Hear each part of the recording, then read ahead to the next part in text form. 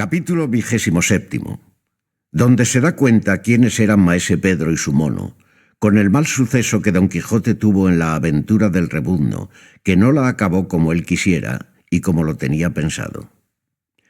Entra Cide Hamete, cronista de esta grande historia, con estas palabras en este capítulo. Juro, como católico cristiano. A lo que su traductor dice que el jurar Cide Hamete como católico cristiano, siendo él moro, como sin duda lo era, no quiso decir otra cosa sino que así como el católico cristiano cuando jura, o debe jurar verdad, y decirla en lo que dijere,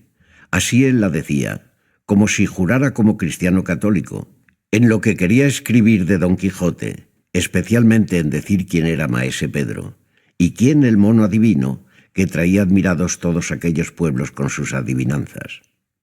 Dice, pues, que bien se acordará el que hubiere leído la primera parte de esta historia, de aquel Ginés de Pasamonte a quien, entre otros galeotes, dio libertad Don Quijote en Sierra Morena,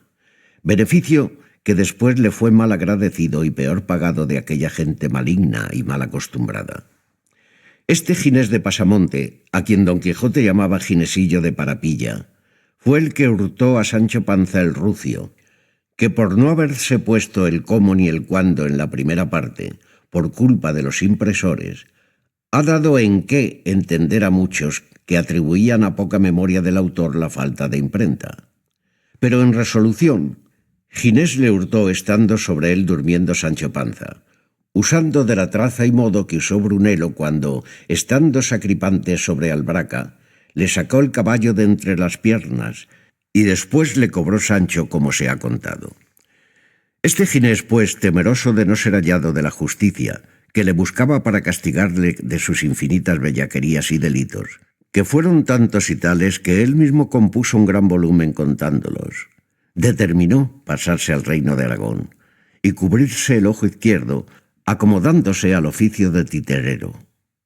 que esto y el jugar de manos lo sabía hacer por extremo. Sucedió, pues, que de unos cristianos ya libres que venían de Berbería, compró aquel mono, a quien enseñó que en haciéndole cierta señal se le subiese en el hombro y le murmurase o lo pareciese al oído. Hecho esto, antes que entrase en el lugar donde entraba con su retablo y mono, se informaba en el lugar más cercano, o de quien él mejor podía, qué cosas particulares hubiesen sucedido en el tal lugar, y a qué personas, y llevándoles bien en la memoria, lo primero que hacía era mostrar su retablo, el cual unas veces era de una historia y otras de otra, pero todas alegres y regocijadas y conocidas. Acabada la muestra, proponía las habilidades de su mono, diciendo al pueblo que adivinaba todo lo pasado y lo presente, pero que en lo de porvenir no se daba maña. Por la respuesta de cada pregunta pedía 2 reales, y de algunas hacía barato, según tomaba el pulso a los preguntantes. Y como tal vez llegaba a las casas de quien él sabía los sucesos de los que en ella moraban, aunque no le preguntasen nada por no pagarle, él hacía la seña al mono, y luego decía que le había dicho tal y tal cosa, que venía de molde con lo sucedido. Con esto cobraba crédito inefable, y andábanse todos tras él. Otras veces, como era tan discreto, respondía de manera que las respuestas venían bien con las preguntas, y como nadie le apuraba ni apretaba a que dijese cómo adivinaba su mono, a todos hacía monas y llenaba sus esqueros. Así como entró en la venta conocía a Don Quijote y a Sancho, por cuyo conocimiento le fue fácil poner en admiración a Don Quijote y a Sancho Panza, y a todos los que en ella estaban. Pero hubiérale de costar caro si Don Quijote bajara un poco más la mano cuando cortó la cabeza al rey Marsilio y destruyó toda su caballería, como queda dicho en el antecedente capítulo. Esto es lo que hay que decir de maese Pedro y de su mono. Y volviendo a Don Quijote de la Mancha, digo que después de haber salido de la venta, determinó de ver primero las riberas del río Ebro y todos aquellos contornos, antes de entrar en la ciudad de Zaragoza, pues le daba tiempo para todo el mucho que faltaba desde allí a las justas. Con esta intención siguió su camino, por el cual anduvo 2 días sin acontecerle cosa digna de ponerse en escritura, hasta que al tercero, al subir de una loma, oyó un gran rumor de tambores, de trompetas y arcabuces. Al principio pensó que algún tercio de soldados pasaba por aquella parte, y por verlos picó a Rocinante y subió la loma arriba. Y cuando estuvo en la cumbre, vio al pie de ella, a su parecer, más de 200 hombres armados de diferentes suertes de armas, como si dijésemos lanzones, ballestas, partesanas, alabardas y picas, y algunos arcabuces y muchas rodelas. Bajó del recuesto y acercóse al escuadrón, tanto que distintamente vio las banderas, juzgó de las colores y notó las empresas que en ellas traían, especialmente una que en un estandarte o jirón de raso blanco venía, en el cual estaba pintado muy al vivo un asno como un pequeño sardesco, la cabeza levantada, la boca abierta y la lengua fuera, en acto y postura como si estuviera rebuznando. Alrededor de él estaban escritos de letras grandes estos dos versos: no rebuznaron en balde el uno y el otro alcalde. Por esta insignia sacó Don Quijote que aquella gente debía de ser del pueblo del Rebuzno, y así se lo dijo a Sancho, declarándole lo que en el estandarte venía escrito. Díjole también que el que les había dado noticia de aquel caso se había errado en decir que 2 regidores habían sido los que rebuznaron, pero que, según los versos del estandarte, no habían sido sino alcaldes, a lo que respondió Sancho Panza: Señor, en eso no hay que reparar,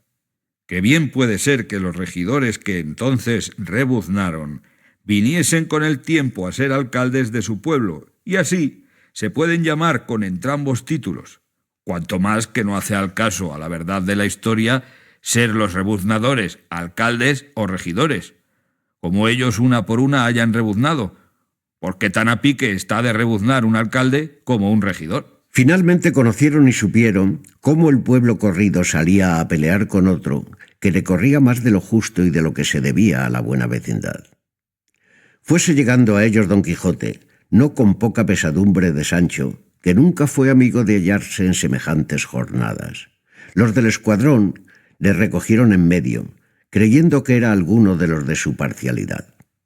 Don Quijote, alzando la visera, con gentil brío y continente, llegó hasta el estandarte del asno, y allí se le pusieron alrededor todos los más principales del ejército, por verle, admirados con la admiración acostumbrada, en que caían todos aquellos que la primera vez le miraban. Don Quijote, que los vio tan atentos a mirarle, sin que ninguno le hablase ni le preguntase nada, quiso aprovecharse de aquel silencio y, rompiendo el suyo, alzó la voz y dijo: Buenos señores, cuan encarecidamente puedo, os suplico que no interrumpáis un razonamiento que quiero haceros, hasta que veáis que os disgusta y enfada, que, si esto sucede, con la más mínima señal que me hagáis, pondré un sello en mi boca y echaré una mordaza a mi lengua. Todos le dijeron que dijese lo que quisiese, que de buena gana le escucharían. Don Quijote, con esta licencia, prosiguió diciendo: Yo, señores míos, soy caballero andante, cuyo ejercicio es el de las armas, y cuya profesión la de favorecer a los necesitados de favor y acudir a los menesterosos. Días ha que he sabido vuestra desgracia y la causa que os mueve a tomar las armas a cada paso para vengaros de vuestros enemigos, y habiendo discurrido una y muchas veces en mi entendimiento sobre vuestro negocio, hallo, según las leyes del duelo, que estáis engañados en teneros por afrentados, porque ningún particular puede afrentar a un pueblo entero, si no es retándole de traidor por junto, porque no sabe en particular quién cometió la traición por la que le reta. Ejemplo de esto tenemos en don Diego Ordóñez de Lara, que retó a todo el pueblo zamorano porque ignoraba que sólo Bellido Dolfos había cometido la traición de matar a su rey, y así retó a todos, y a todos tocaba la venganza y la respuesta, aunque bien es verdad que el señor don Diego anduvo algo demasiado, y aun pasó muy adelante de los límites del reto, porque no tenía para qué retar a los muertos, a las aguas, ni a los panes, ni a los que estaban por nacer, ni a las otras menudencias que allí se declaran. Pero vaya, pues cuando la cólera sale de madre, No tiene la lengua padre, ayo ni freno que la corrija. Siendo pues esto así, que uno solo no puede afrentar a reino, provincia, ciudad, república, ni pueblo entero, queda en limpio, que no hay para qué salir a la venganza del reto de la tal afrenta, pues no lo es, porque bueno sería que se matasen a cada paso los del pueblo de la Reloja, con quien se lo llama, ni los cazoleros, berenjeneros, vallenatos, jaboneros, ni los de otros nombres y apellidos que andan por ahí en boca de los muchachos y de gente de poco más a menos. Bueno sería, por cierto, que todos estos insignes pueblos se corriesen y vengasen y anduviesen continuo hechas las espadas sacabuches a cualquier pendencia, por pequeña que fuese. No, ni Dios lo permita o quiera. Los varones prudentes, las repúblicas bien concertadas, por 4 cosas han de tomar las armas y desenvainar las espadas, y poner a riesgo sus personas, vidas y haciendas. La primera, por defender la fe católica. La segunda, por defender su vida, que es de ley natural y divina. La tercera, en defensa de su honra, de su familia y hacienda. La cuarta, en servicio de su rey, en la guerra justa. Y si le quisiéramos añadir la quinta, que se puede contar por segunda, es en defensa de su patria. A estas 5 causas, como capitales, se pueden agregar algunas otras que sean justas y razonables y que obliguen a tomar las armas. Pero tomarlas por niñerías o por cosas que antes son de risa y pasatiempo que de afrenta, parece que quien las toma carece de todo razonable discurso, cuanto más que el tomar venganza injusta, que justa no puede haber alguna que lo sea, va derechamente contra la santa ley que profesamos, en la cual se nos manda que hagamos bien a nuestros enemigos y que amemos a los que nos aborrecen, mandamiento que, aunque parece algo dificultoso de cumplir, no lo es sino para aquellos que tienen menos de Dios que del mundo, y más de carne que de espíritu, porque Jesucristo, Dios y hombre verdadero, que nunca mintió, ni pudo, ni puede mentir, siendo legislador nuestro, dijo que su yugo era suave y su carga liviana. Y así no nos había de mandar cosa que fuese imposible el cumplirla. Así que, mis señores, vuesas mercedes están obligados por leyes divinas y humanas a sosegarse. El diablo me lleve, dijo a esta sazón Sancho entre sí. Si este mi amo no es tólogo, y si no lo es, que lo parece como un huevo a otro. Tomó un poco de aliento don Quijote, y viendo que todavía le prestaban silencio, quiso pasar adelante en su plática, como pasara si no se pusiera en medio la agudeza de Sancho, el cual, viendo que su amo se detenía, tomó la mano por él, diciendo: Mi señor Don Quijote de la Mancha, que un tiempo se llamó el Caballero de la Triste Figura y ahora se llama el Caballero de los Leones, es un hidalgo muy atentado, que sabe latín y romance como un bachiller, y en todo cuanto trata y aconseja, procede como muy buen soldado, y tiene todas las leyes y ordenanzas de lo que llaman el duelo en la uña. Y así, no hay más que hacer sino dejarse llevar por lo que él dijere,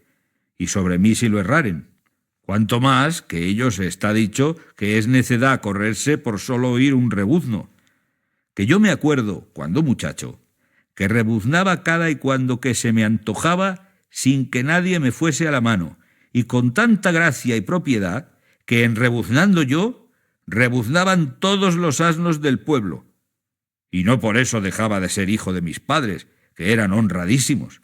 y aunque por esta habilidad era envidiado de más de 4 de los estirados de mi pueblo, no se me daba 2 ardites. Y porque se vea que digo verdad, esperen y escuchen, que esta ciencia es como la del nadar, que una vez aprendida, nunca se olvida. Y luego, puesta la mano en las narices, comenzó a rebuznar tan reciamente que todos los cercanos valles retumbaron.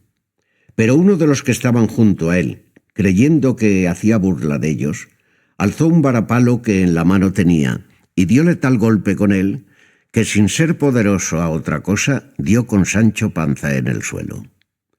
Don Quijote, que vio tan mal parado a Sancho, Arremetió al que le había dado, con la lanza sobre mano. Pero fueron tantos los que se pusieron en medio que no fue posible vengarle. Antes, viendo que llovía sobre él un nublado de piedras, y que le amenazaban 1000 encaradas ballestas, y no menos cantidad de arcabuces, volvió las riendas a Rocinante, y a todo lo que su galope pudo se salió de entre ellos, encomendándose de todo corazón a Dios, que de aquel peligro le librase, temiendo a cada paso no le entrase alguna bala por las espaldas y le saliese al pecho, y a cada punto recogía el aliento por ver si le faltaba. Pero los del escuadrón se contentaron con verle huir sin tirarle. A Sancho le pusieron sobre su jumento, apenas vuelto en sí, y le dejaron ir tras su amo. No porque él tuviese sentido para regirle, pero el rucio siguió las huellas de Rocinante, sin el cual no se hallaba un punto. Alongado pues Don Quijote buen trecho, volvió la cabeza y vio que Sancho venía, y atendióle, viendo que ninguno le seguía. Los del escuadrón se estuvieron allí hasta la noche, y por no haber salido a la batalla sus contrarios, volvieron a su pueblo regocijados y alegres, y si ellos supieran la costumbre antigua de los griegos, levantaran en aquel lugar y sitio un trofeo.